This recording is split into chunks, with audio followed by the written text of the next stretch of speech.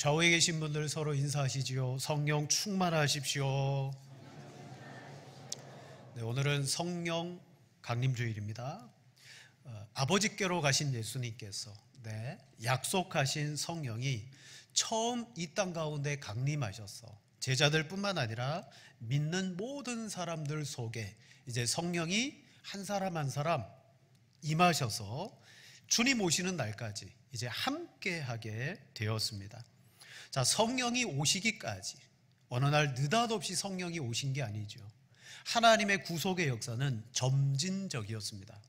말씀이셨던 예수님이 육신을 입고 이 땅에 오셨고 우리를 위하여 십자가에서 구속의 사역을 완성하시고 부활하사 승천하셨습니다.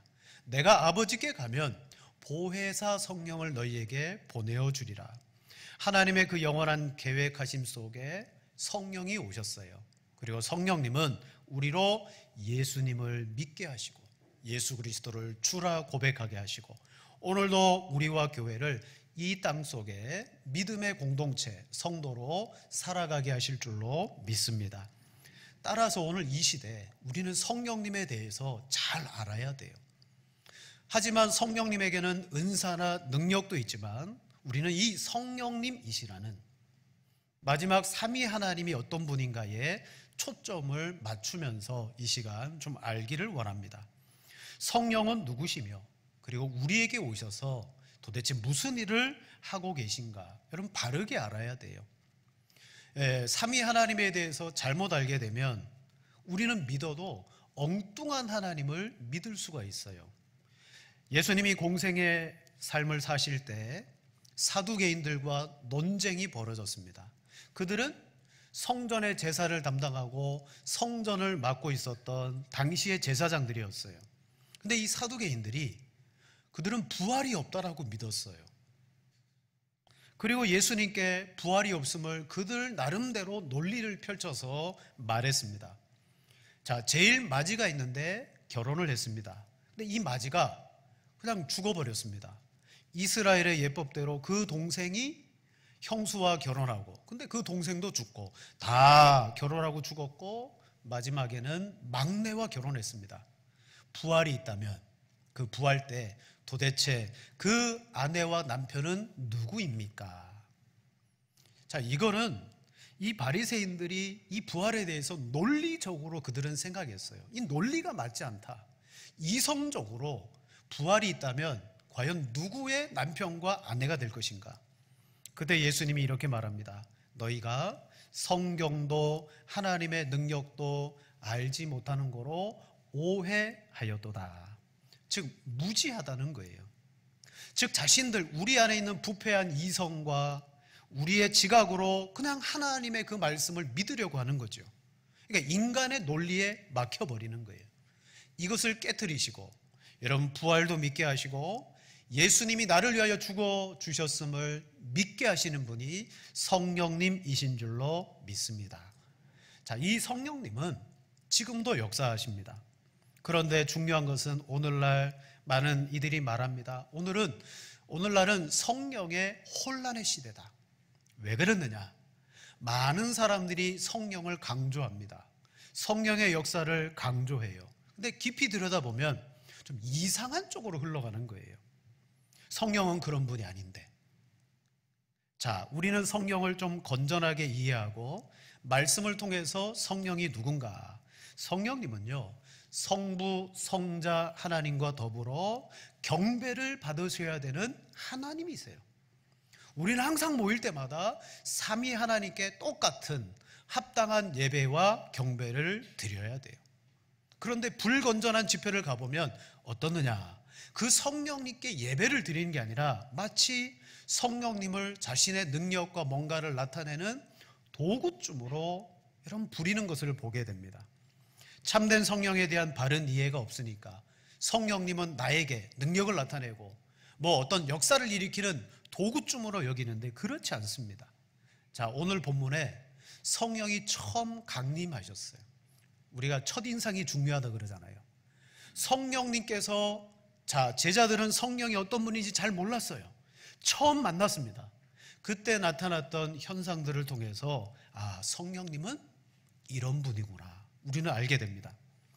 성령이 직접 임하실 때 크게는 두 가지의 현상이 벌어졌습니다. 오늘 본문 1절에 보면 자, 제자들이 다 한 곳에 모였습니다. 그랬더니 그 마가의 다락방에 성령이 강림하십니다.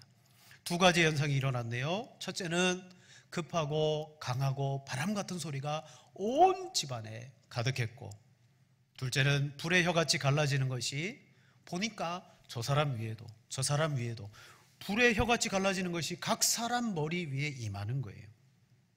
자, 바람이 임했고 불의 혀같이 갈라지는 그 모습이 각 사람 위에 임했습니다. 우리 이걸 뭐라고 말하느냐? 하나님의 현현이다라고 말해요. 하나님이 이 땅에 임하십니다. 근데 어떻게 임하시느냐? 사람들인 우리가 그 하나님을 볼 수 있도록 임하시는 게 아니에요. 하나님이 그곳에 임했다라는 것을 성경을 보면요, 어떤 환경과 상황을 통해서 그걸 보여줍니다. 대표적인 것이 시내산의 하나님의 현현입니다. 우리 출애굽기 19장 18절 19절 두 절을 같이 읽겠습니다. 시내산의 연기가 자욱하니 여호와께서 불 가운데서 거기 강림하심이라. 연기가 옹기 가마 연기같이 떠오르고 온 산이 크게 진동하며 나팔 소리가 점점 커질 때에 모세가 말한즉 하나님이 음성으로 대답하시더라. 아멘. 시내산에 하나님이 현현하셨어요. 거기에 임하셨어요. 근데 하나님을 직접 본 게 아니에요. 뭘 통해서 아, 하나님 저기 계시구나. 바로 불, 연기, 진동, 나팔 소리, 뇌성, 번개 이런 것들이 그 시내산에 여러분 가득했습니다. 환경적으로 아, 하나님이 임하셨구나. 자, 성령의 강림을 처음 경험하는 제자들에게 성령은 영입니다. 여러분, 영이 우리 안에 들어올 때는요, 아무것도 느껴지지 않아요. 영이 들어오셨는지 몰라요. 근데 성령은 우리를 거듭나게 하실 때 복음과 함께 우리 속에 들어오시는데 그게 느껴지지 않습니다. 하지만 역사적으로 예수님이 이 땅에 오신 것처럼 성령도 이 땅에 강림하실 때는 내가 왔다라는 것을 현상을 통하여 알려줍니다. 그게 바람이고 불의 혀 같은 모습이었어요.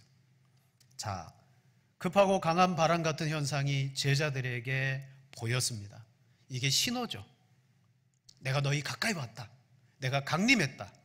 자, 그렇다면 성령은 다른 것으로 사인을 주실 수 있는데 왜 급하고 강한 바람일까요? 그건 바로 구약에서부터 성령을 나타내는 단어가 그렇기 때문이에요. 히브리 말로 루아흐, 그건 숨, 바람, 그리고 성령, 영, 그런 의미가 다 들어있어요. 즉 히브리 말에 의하면 바람이 분다, 성령이 분다, 여러분 같은 말이에요. 즉 성령이 그들에게 임하였을 때 급하고 강한 바람으로서 환경이 나타남으로 말미암아 아, 성령이 오셨구나, 처음 제자들이 알게 되는 거예요. 그러면 성령을 왜 바람으로 표시합니까? 요한복음 3장에 보면 니고데모가 한밤중에 예수님을 찾아가죠. 그리고 예수님으로부터 아주 중요한 것을 듣게 됩니다. 사람이 물과 성령으로 나지 아니하면 하나님의 나라를 볼 수가 없느니라. 그때 니고데모는 이해가 안 됐어요. 어떻게 그렇게 됩니까? 성령으로 난 사람은 다 그와 같아. 요한복음 3장 8절에 말합니다. 바람이 임의로 불매 내가 그 소리는 들어도 어디서 와서 어디로 가는지 알지 못하나니 성령으로 난 사람도 다 그러하니라. 아멘. 예수님은 성령님을 바람과 같은 그런 분으로 묘사합니다. 영이시기 때문에 우리가 몰라요. 하지만 처음 강림했을 때는 제자들에게 내가 여기 와 있다, 나는 현현했다, 그걸 급하고 강한 바람으로 알게 하신 거예요.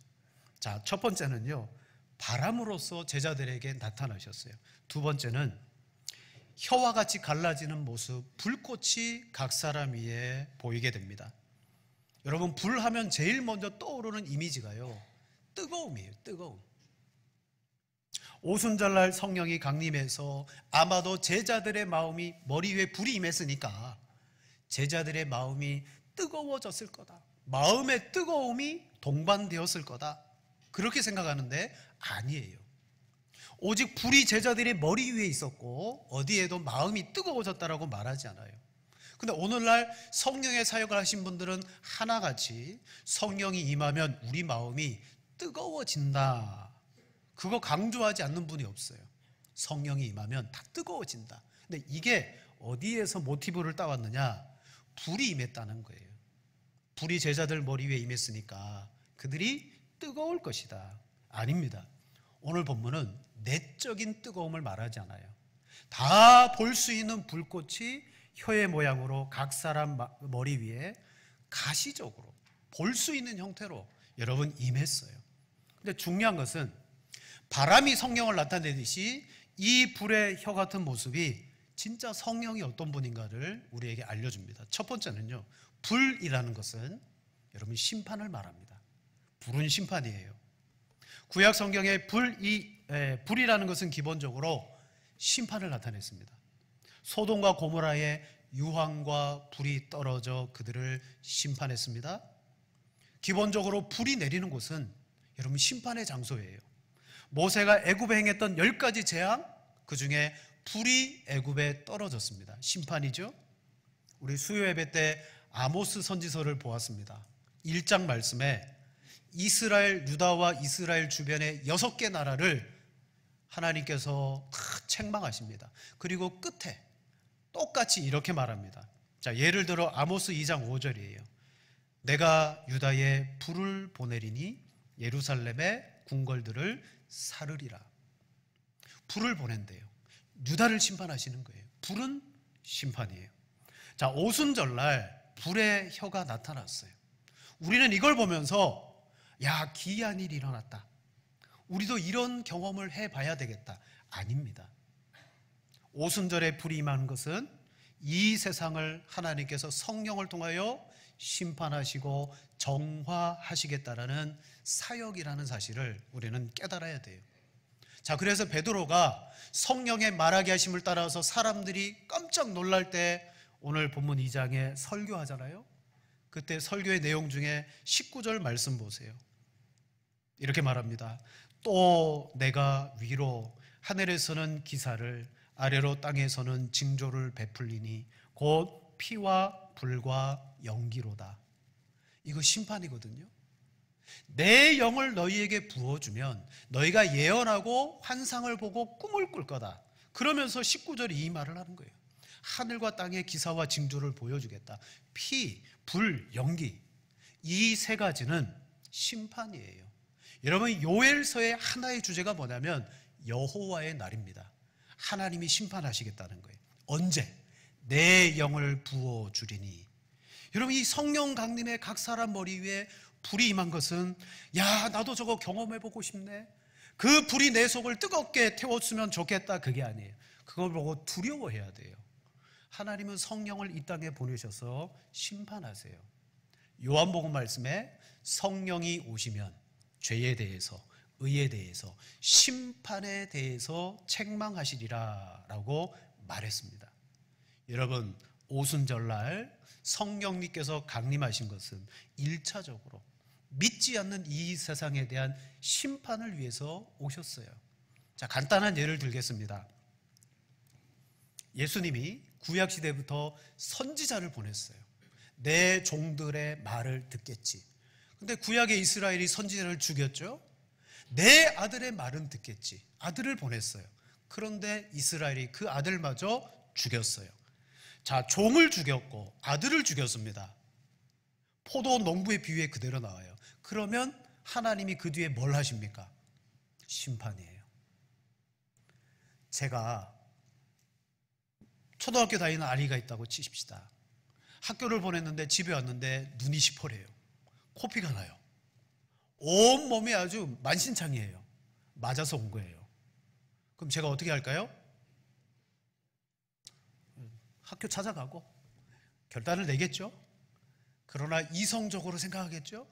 처음에 드는 마음은 야, 이거 큰일 났다. 내가 뭔가 특단의 조치를 내려야 되겠다. 부모로서 할 수 있는 최대한의 방법을 강구해서 책임을 지게 할 거예요. 선지자를 죽입니다. 그 아들을 거절하고 십자가에 못 박습니다. 우리를 구원하신 하나님의 영원한 계획이지만 그 십자가에 동참하고 예수님을 믿지 않는 사람들에 대해서는 아들이 하나님께로 올라가셨어요. 성령을 보내셨어요. 그 보혜사 성령은 어떤 일을 하십니까? 이 땅에 오셔서 구원받을 자에게 있어서는 구원을 주시지만 한편으로는 이 세상을 심판하십니다. 자, 하나님께서 우리에게 나타나심의 현상은 두 가지 목적입니다. 구원과 심판이 같이 있어요. 모세를 찾아오셨죠. 왜? 이스라엘 백성들을 구원하기 위해서, 애굽에서. 근데 또 한편으로는 애굽에 대한 심판이셨어요. 예수님을 이 땅에 보내셨습니다. 왜요? 구원하기 위해서. 그러나 예수님을 믿지 않는 자들에게는 이미 심판을 받았느니라. 예수님 안에도 구원이 있고 심판이 있었어요. 성령님은 구속의 마지막 보내심을 받고 오셨습니다. 무엇을 위하여? 장차 이 세상을 심판하기 위해서. 그래서 베드로가 성령의 말하게 하심을 따라서 방언을 하고 난 다음에 깜짝 놀라는 사람들 앞에 설교를 시작합니다. 다른 본문을 택한 게 아니에요. 요엘서를 택했어요. 여호와의 날을 선포하는 그 말씀을 택했습니다. 불과 연기와 구름이다. 심판의 날이 왔다.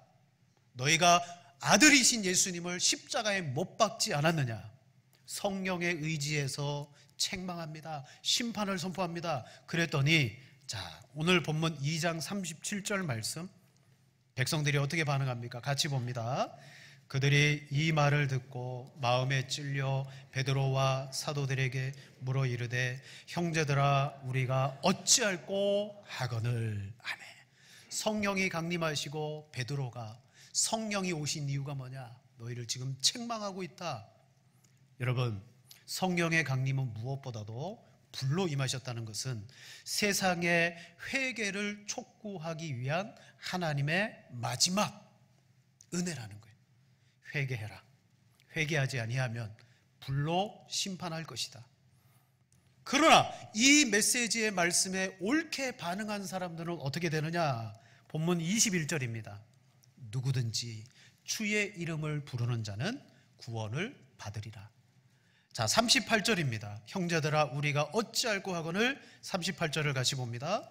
베드로가 이르되 너희가 회개하여 각각 예수 그리스도의 이름을 그리하면 성령의 선물을 받으리니. 아멘. 요엘서의 말씀은 너희가 여호와의 날을 구원의 날이라고 여기느냐? 천만의 말씀이다. 하나님의 영이 너희에게 임하면 불과 구름과 연기로 너희를 심판할 거다. 그러나 심판만 있지 아니하고 그 속에 누구든지 주의 이름을 부르게 할 것이다. 여러분, 성령이 아니고서는 예수님을 주시라고 할 수 없느니라 그랬어요. 성령은요, 믿지 않는 자들에게 심판을 내리시지만 성령으로 말미암아 주님의 이름을 부르는 자들에게는 구원을 주시고, 형제들아 어찌할꼬 라고 말할 때 베드로가 뭘 이야기합니까? 너희에게 성령을 선물로 주시리라. 바로 성령이 이 땅에 불로 임한 것은요, 심판의 주로 오시는 거예요.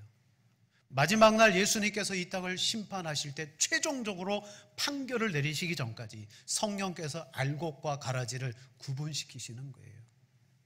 자, 불이라는 것은 심판입니다. 어떤 제자들이 그 불을 받고 내적으로 뜨거워졌다, 우리도 그걸 경험하자, 그게 아니에요. 환경적으로, 가시적으로 불이 보였어요. 두려워해야 된다는 거예요. 자, 두 번째는 이 불이 가지고 있는 모양입니다. 불이 어떤 모양입니까? 불의 혀같이 갈라진 모습. 성령이 임하였을 때 불의 혀의 모습이 보였어요. 근데 여기 한 가지 궁금한 게 있어요. 분명 불이 임했는데 그 모양이 혀와 같았어요. 여러분, 이 말씀은 불을 나타내려고 하는 걸까요? 혀를 나타내려고 하는 걸까요? 우리 본문의 말씀은 원어를 제대로 번역하지 못했습니다. 불의 혀가 아니라 이 말씀은요, 불 같은 혀입니다. 주체가 뭐냐면 불이 아니고 성령을 나타내는데 성령이 불 같은 혀로 오셨다는 거예요. 성령을 뭐라고 말하느냐? 혀다, 혀. 자, 그래서 성령의 혀가 임하자 제자들이 어떤 일이 벌어집니까? 4절 말씀. 그들이 다 성령의 충만함을 받고 성령의 말하게 하심을 따라 다른 언어들로 말하기를 시작하니라. 이전의 성경으로는요, 방언을 말하기를 시작하니라. 고린도전서 14장의 방언. 자, 이 단어가 하나같이 가리키는 뜻이 뭐냐면 혀입니다. 혀. 성령께서 우리의 혀로 말하게 하신다. 근데 내가 말하는 게 아니라 성령이 혀로서 우리에게 말하게 하셨다. 여기에서 주체는 불이 아니고 여러분 혀입니다. 성령이 왜 불의 혀로 왔느냐? 성령의 정체성이 그거라는 거예요. 성령은 혀의 영이시다. 혀라는 것은 말씀의 영이라는 거예요. 근데 그게 불 같은 모양입니다. 우리가 이 본문을 정확히 읽어야 의미가 파악이 되는데 우리는 불이라고만 생각하니까 뭔가 성령의 은혜를 받으면 뜨거워지려고 하는데 아니요. 성령이 우리 가운데 임하면 그분의 말씀이 알아지는 거예요. 혀가 임했다는 의미는 혀라는 것은 말이에요. 말. 방금 읽었던 4절의 말씀처럼 성령의 혀가 임하니 제자들이 다른 언어들로 말했다 그랬죠. 뜻을 풀이하면 이렇습니다.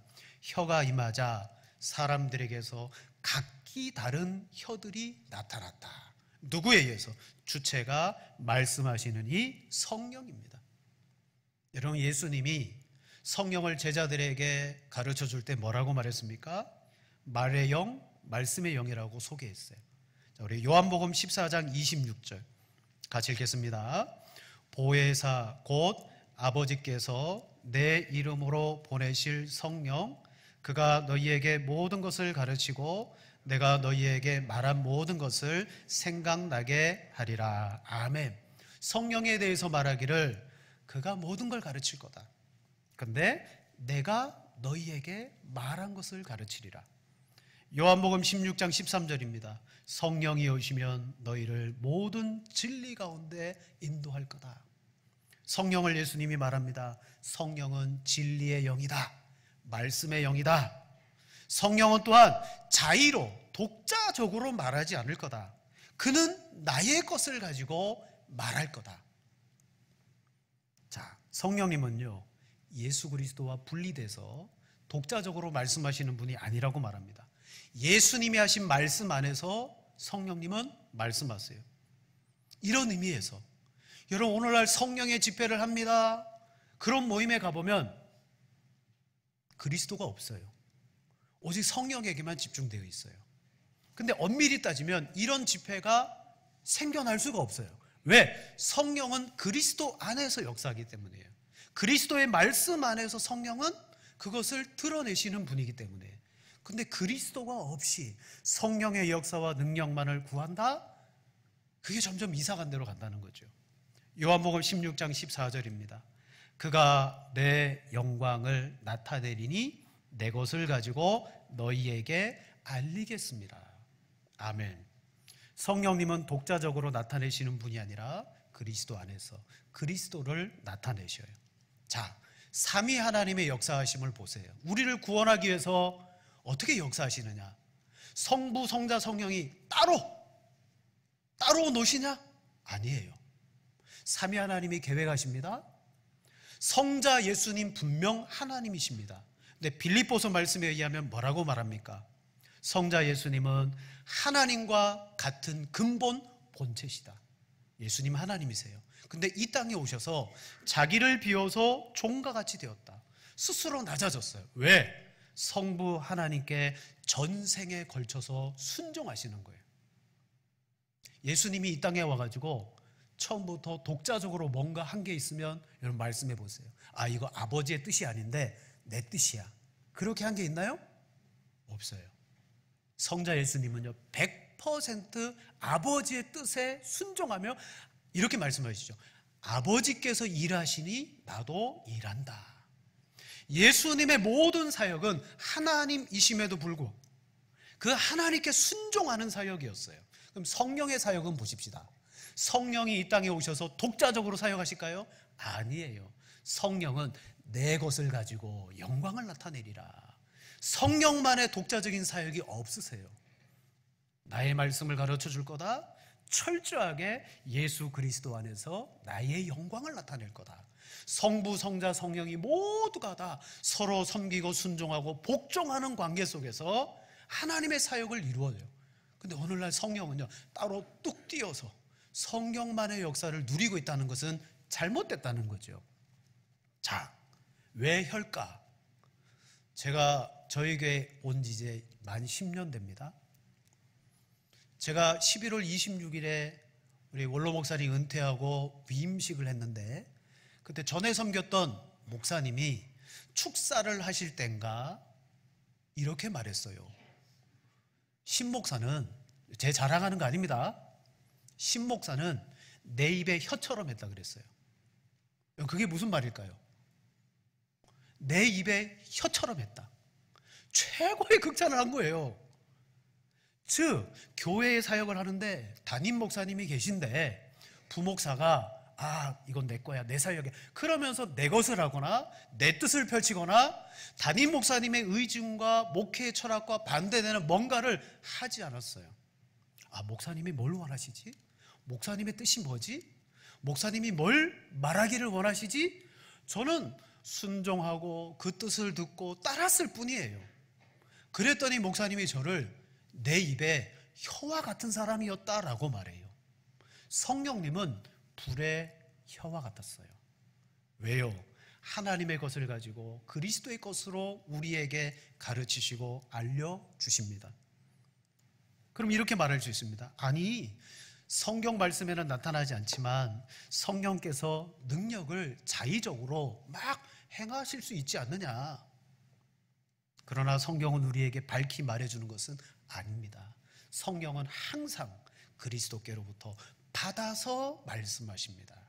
예수님이 하나님의 뜻에 완전히 복종하듯 성령도 그리스도께 순종하고 그 말씀을 우리에게 풀어주고 드러내고 밝혀주고 해석해줍니다. 이게 성령이 하시는 최고의 기쁨이에요.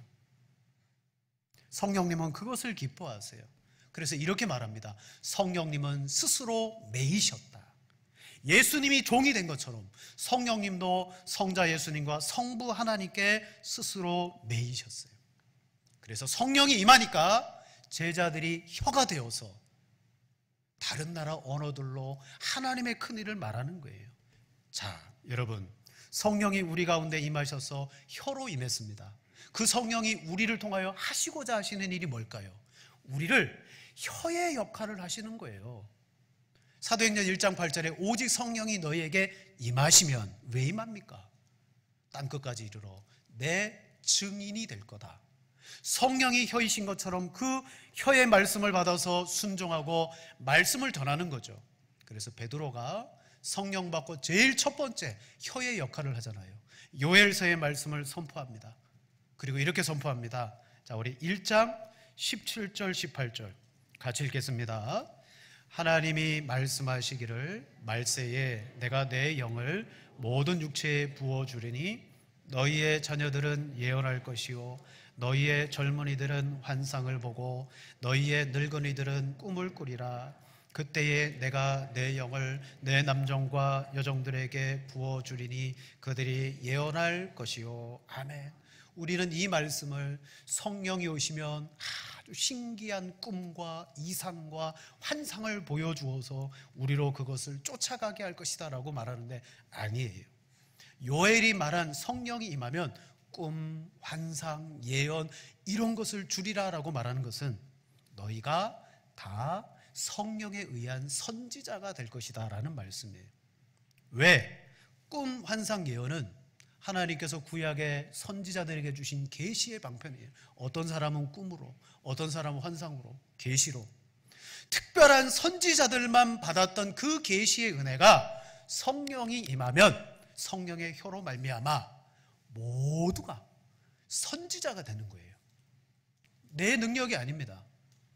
너희가 공회에 잡혀가거나 그리고 재판정에 끌려가거든 무슨 말을 할지를 염려하지 마라. 그때 너희에게 말씀하시는 분은 성령이시니 그 두려움 앞에서도 담대하게 복음을 전하게 하셔요. 성령님이 그리스도의 복음을 알게 하셔서. 자, 그럼 이게 신약 성경에 여기만 있는 말이냐? 아니에요. 민수기 11장에 보면 베드로가 고통을 당한 모세죠. 모세. 금방 생각이 안 나서. 모세가 사역에 너무 고충이 있어요. 하나님이 70장로를 세워라. 그래서 70명을 다 회막으로 모이게 했어요. 근데 문제가 있네요. 두 사람이 왠지 나오지 않았어요. 자기 장막이 있었어요. 그때 하나님께서 그 70명에게 하나님의 영을 부어주었습니다. 근데 그 두 명을 빼지 않고 자기 장막에 있던 그 두 명도 하나님의 영이 임했습니다.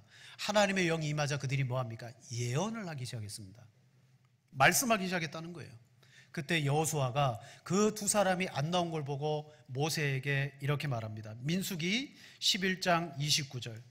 모세가 그에게 이르되 내가 나를 두고 시기하느냐? 여호와께서 그의 영을 그의 모든 백성에게 주사 다 선지자가 되게 하시기를 원하노라. 아멘. 모세가 말한 거예요. 하나님의 영을 모든 백성에게 부어주어서 다 선지자가 되기를 원하노라. 이건 모세의 뜻이 아니라 하나님의 뜻이라는 거죠.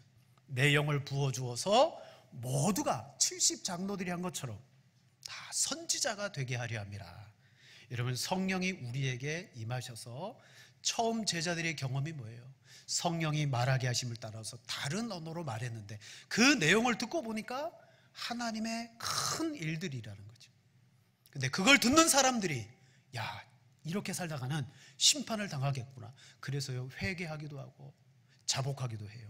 바로 선지자의 역할이 과거에는 특정한 사람에게만 주어졌지만 성령이 임함으로 말미암아 성령의 혀로 하나님의 복음을 전하면 어떤 사람은 구원이지만 어떤 사람은 성령으로 말미암아 듣지 아니하면 심판이라는 거예요. 오늘 우리에게 이 귀한 선지자의 사명을 주셨습니다. 오늘과 같이 성령을 종부리듯 마치 자신의 손바닥에서 성령이 발사되듯 성령 받아라 그러면 나가는 게 아니에요. 성령은 우리 속에서 그리스도의 것을 가르치사 혀가 되어 저와 여러분을 정말 이 시대의 선지자의 사명, 여러분 우리에게는 선지자의 사명만 있습니까? 제사장의 사명도 있잖아요. 왕 같은 사명도 있어요. 다 받은 거예요. 그걸 성령이 이루게 하십니다. 성령을 쫓아가고 말씀의 선을 넘어가지 말고 성령이 우리 안에서 더 말씀으로 역사하실 수 있도록 여러분 성령의 도우심을 충만하게 구하시는 성도가 되시기를 축원을 드립니다.